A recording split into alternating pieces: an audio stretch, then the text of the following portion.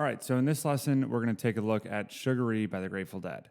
We're going to go through the intro part that everyone knows, and then we're going to talk about soloing at 3 different skill levels. So first off, this is what the intro sounds like.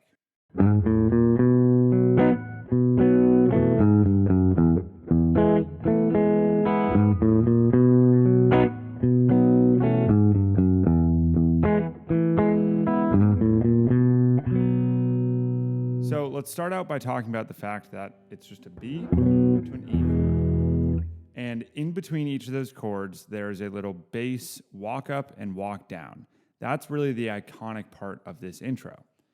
So to start out, you're going to play the 4th fret of the 6th string. Then you're going to go open on the 5th, 1st fret on the 5th, 2nd fret on the 5th. This is going to set up the B chord. Right? And then you're just going to strum it all the way through. I usually will strum it twice before then moving into the E.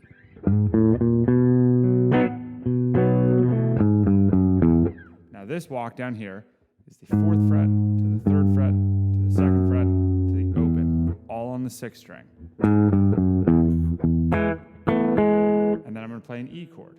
So I got this so far.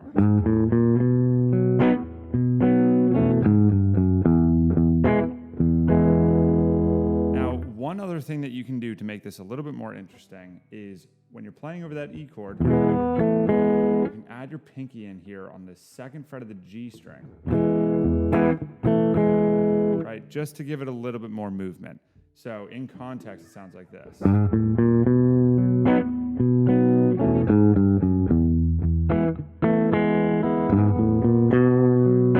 Right, just like that. By the way, the tabs for that intro part are in the lesson materials. If I went through it too quickly, just check that out. You can slow it down, you can speed it up, isolate certain sections, do whatever you want with it.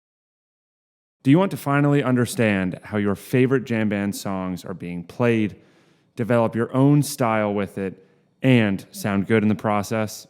This is the place. I'm Quinn, and this is the Tough Club Premium Plan. Inside, you'll get access to full video lessons breaking down iconic jam band songs fit for all skill levels through 2 separate courses. Some of these lessons might include guitar solos, technique walkthroughs, and bite-sized mini lessons. Plus, you also get fresh tablature every week.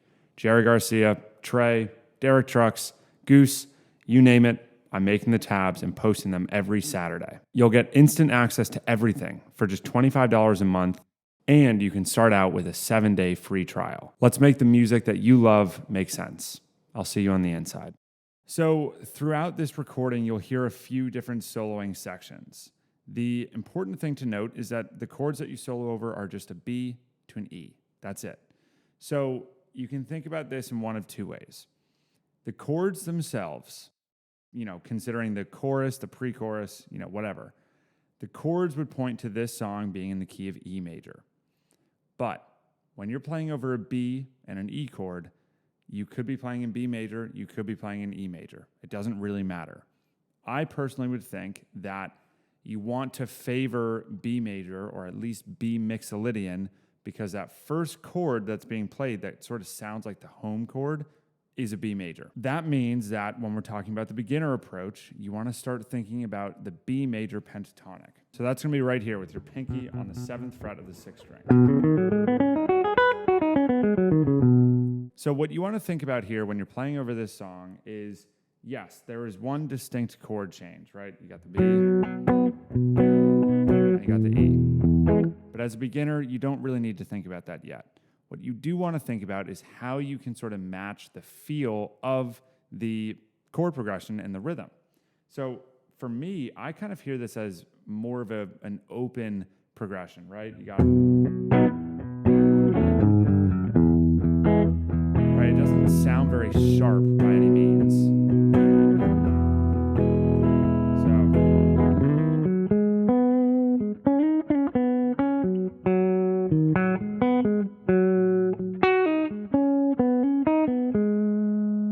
I'm sort of trying to follow the bounce of the rhythm.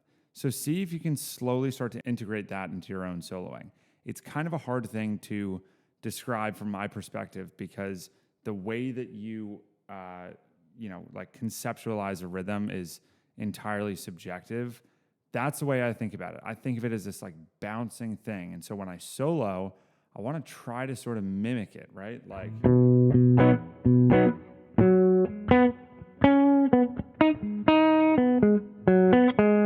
right? Hopefully that makes sense. Just one last thing for the beginner approach is you want to still make use of these extensions from the pentatonic scale. Again, if you haven't watched that lesson, it's called Common Extensions from the Pentatonic Scale. Go check it out. Come back to this. Definitely use these in a sliding context, bending, however you want to give yourself some more space on the neck. Here's how I would play with the beginner approach over Sugaree.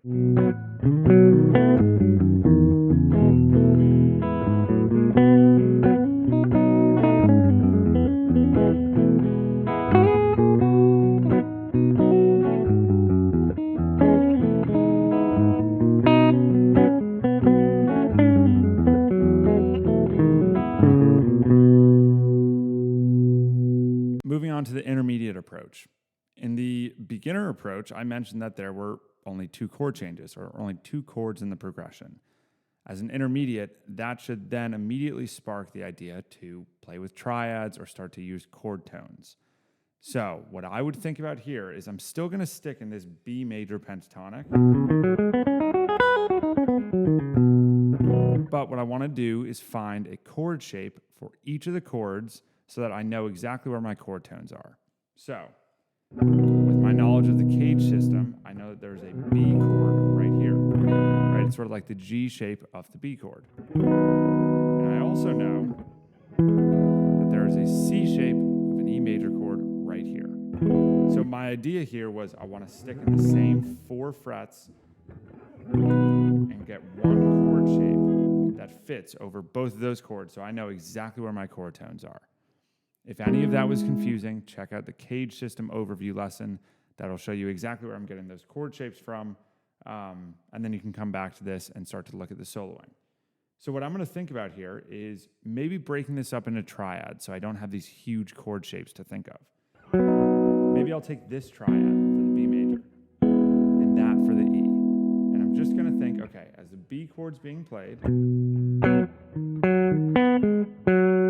I'm going to hit some chord tones. I'm going to use this B major pentatonic as I wish, but keep a focus on the B major chord tones at least until it changes to the E. When it does change to the E, I want to sort of agree with that change by hitting one of those chord tones. We found this triad from that chord shape. So when it changes to the E, I might go like...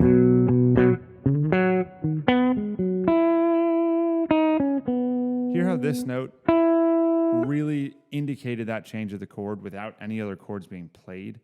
That's exactly what I want you to try here. So it might be helpful to check out the triads from the cage shapes lesson, but otherwise use the backing track to work on alternating between these triads and using the pentatonic scale sort of as your filler, but notating these chord changes by hitting chord tones. So this is what my intermediate approach would sound like.